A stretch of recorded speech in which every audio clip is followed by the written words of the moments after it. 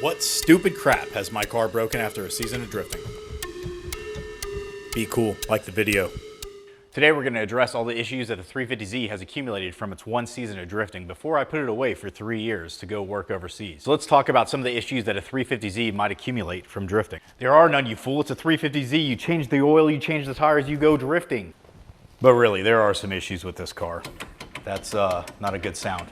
Now what's insane about that being an issue is I just took vacation in April to go drifting at cars down in Oklahoma and had absolutely no issue. I put it on a trailer once I got back to America and brought it straight here, then noticed a wheel shimmy while I was driving. So it's pretty interesting that it lasted the entire drift event only to fail when I got here.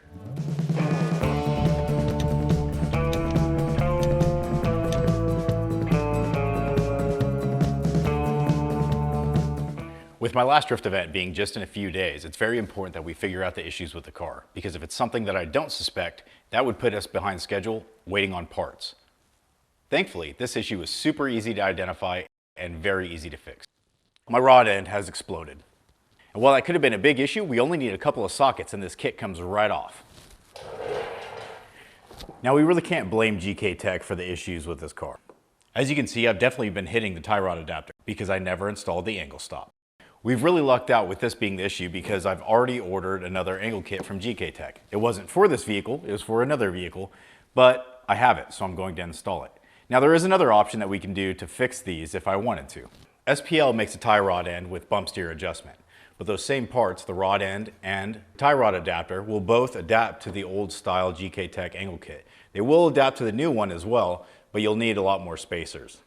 $300 from SPL is a lot of money for just a tie rod end, but you can individually buy this rod end for about 25 bucks, and I'm sure they'll sell this adapter for very cheap as well. So with the issue identified, let's throw on the new angle kit. Thankfully, it goes on just as easy as it comes off. Though it will need an alignment, we still have to lower the car, so we're gonna get to that in a moment. Now that the angle kit is taken care of, we need to get to the hydro issue. While I think it's leaking from where the master cylinder tees to the rear brakes, this could throw a very big wrench in our plans, and we're trying to make this drift event on the 18th. All right, so we're gonna go ahead and start by removing everything to get the diff down so we can get to that tee. So let's go ahead and start with the exhaust. We'll pull that bad boy down and get out of here. All right, let's undo the drive shaft. Now we need to undo the axle bolts, which is super fun because they're probably, yep, hand tight.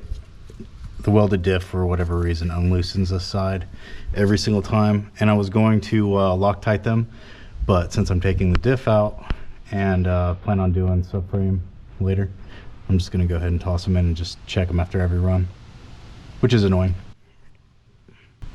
We've run into a tiny little snag. These are very clearly rusted, so we are going to run to the tool store to get something to take care of that.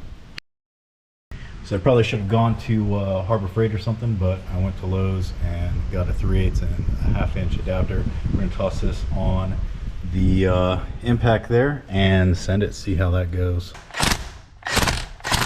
But as usual, the Harbor Freight impact works every single time. Easy peasy, lemon squeezy. And now we have to take off the FDF brace, and then finally we can drop the diff. And then we can get to the one thing that we need. When I did No Star Bash, I was running out a little bit of gear. I just kind of want to do one more event with this exact same setup to see if I can do a little bit better. Just to see if it was, you know, really me rather than the car setup. Brother, I should remove the sway bar every time rather than have to shimmy it up in there and then, yeah, this is great. All right, let's go ahead and get to the whole thing that we're trying to get to. Let's get this out of the way. Oh, thick girl, Jesus. Oh, get out of my life. Get out of my life. Okay. Hey, baby. Why are you leaking on me? Oh, there it is. Fuck. That's not good. I think we rubbed through the braiding. That makes sense because this went for a full year without leaking through, and now it's leaking through every single session. All right, we got to call GKTech. There's one thing I've learned while living overseas. It's that you definitely want to use a native language when ordering things from another country. Oi, have one of your sick cunts send over a brake line or I'll be jammed up for this Bobby. Okay, No lie though, I really did email GKTech at 10 p.m. on a Sunday and had this package on Tuesday. So we got the new brake line. All we have to do now is uninstall the old one, put this bad boy on, and reinstall everything that we just spent countless hours taking off. Okay, let's go ahead and get this thick girl in the car. Now ask anybody that's ever done this and they'll tell you that doing a diff, doing a transmission is just a huge pain in the butt. It's obviously just because of the weight of the assemblies. Trying to get everything lined up is just quite tedious. But with any luck, we'll go ahead and get this thing thrown in, followed by bolting up our sway bar, our FDF brace, connecting our axles, and our drive shaft. I'm going to go ahead and paint mark all of these bolts so I know when they come loose. This is especially important on the axles because this welded diff just keeps knocking these bolts out. And then we're gonna get our exhaust buttoned up. So with that out of the way, let's go ahead and lower the car.